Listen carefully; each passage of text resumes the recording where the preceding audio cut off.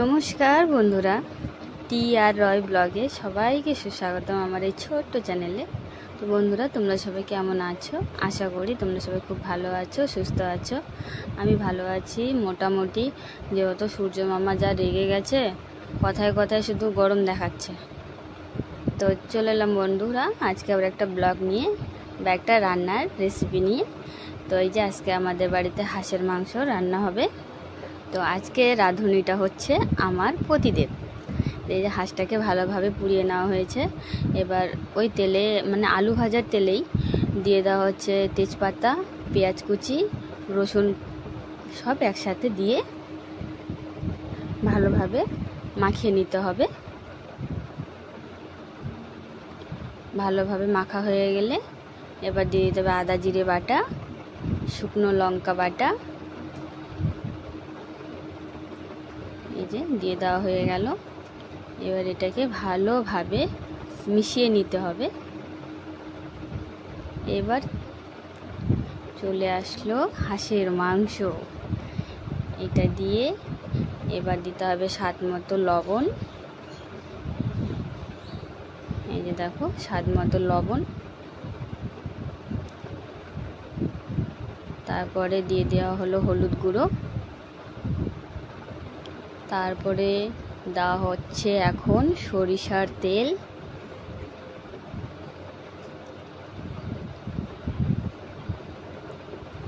এইবার দিতে হবে গোটা জিরে।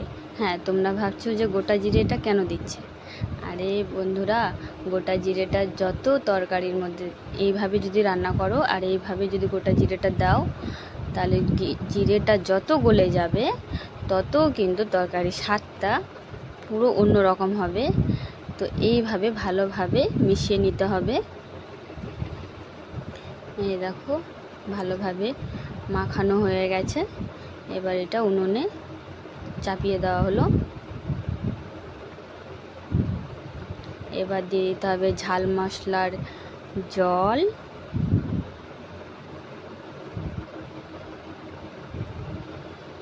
দিয়ে ভালোভাবে এটাকে তারপরে মাপ মতো জল, জলটা একটু বেশি দিতে হবে যেহেতু মাংসটা সেদ্ধ হবে, সেই জন্য জলের পরিমাণটা একটু বেশি থাকবে।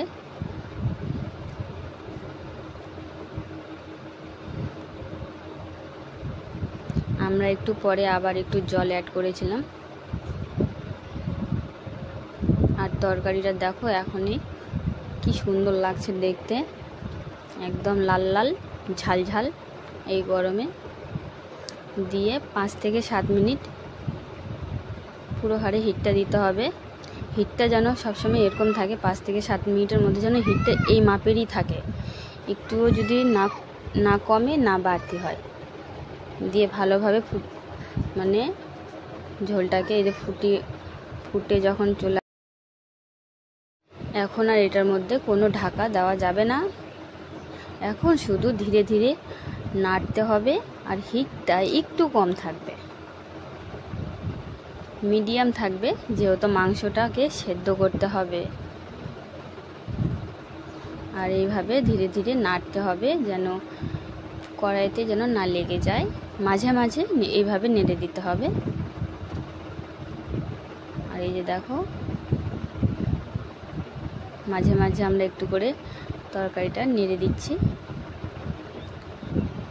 আর হিটটা কিন্তু একটু মিডিয়াম আছে, যেহেতু এখন বেশি হিট দেওয়া যাবে না, ঝোলটা পুরো টেনে যাবে। এই যে আমরা এখন মাঝে মাঝে নাড়ছি। আর এইভাবেই কিন্তু তরকারিটাকে কষাতে হবে। আর আমরা কোনো ঢাকা দেব না এখন, যেহেতু ধীরে ধীরে জালটা দিতে হবে আর হালকা হালকা হাতে নাড়তে হবে তরকারিটা। সময় খুব অল্প সময়ের মধ্যে এরকম দারুণ স্বাদের হাঁসের মাংস রান্না খুব সুন্দর লাগে এইভাবে যদি রান্না করা যায়। তো বন্ধুরা, একবার তোমরা এইভাবে অন্তত একবার হলো এইভাবে ট্রাই করে দেখো। সত্যি বলছি, খুব খুব ভালো লাগবে। আর এই দেখো, আমাদের এখন এই যে এখন ভালোভাবে কষাতে হবে। আর মাংসটা কিন্তু পুরোপুরি সেদ্ধ হয়ে গেছে, যেহেতু মিডিয়াম আঁচে একটু রান্না করা হয়েছে। আর তরকারির কালারটা একবার দেখো কত সুন্দর হয়েছে, একদম লাল, দেখতেও খুব সুন্দর লাগছে।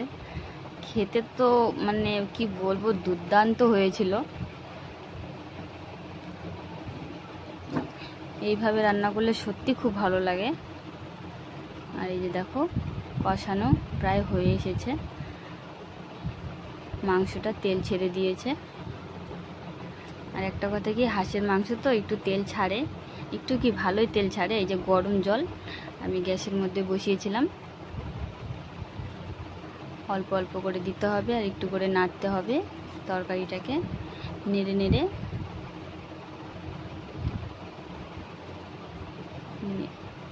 এবার মাপ মতো ঝোল দিয়ে দিতে হবে, যেহেতু মাংসটা সেদ্ধ হয়ে গেছে আর তরকারিটাও পুরো খুব সুন্দর লাগছে দেখতে। তোমাদেরকে আমি দেখাচ্ছি, যখন আমরা ঝোল দেই তখন তরকারির কালারটা দেখো, তখনকার কালারটাই যে দেখো এত সুন্দর লাগছে, লাল দেখো।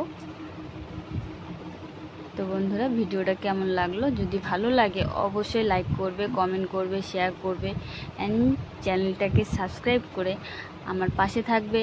আর কথার মাধ্যমে যদি কোনো কথা আমার ভুল হয়ে যায় অবশ্যই তোমরা নিজের মনে করে ক্ষমা করে দেবে।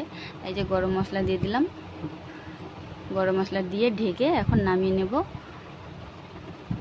তো বন্ধুরা, আজকে এই অবধি, দেখা হবে পরের ভিডিওতে।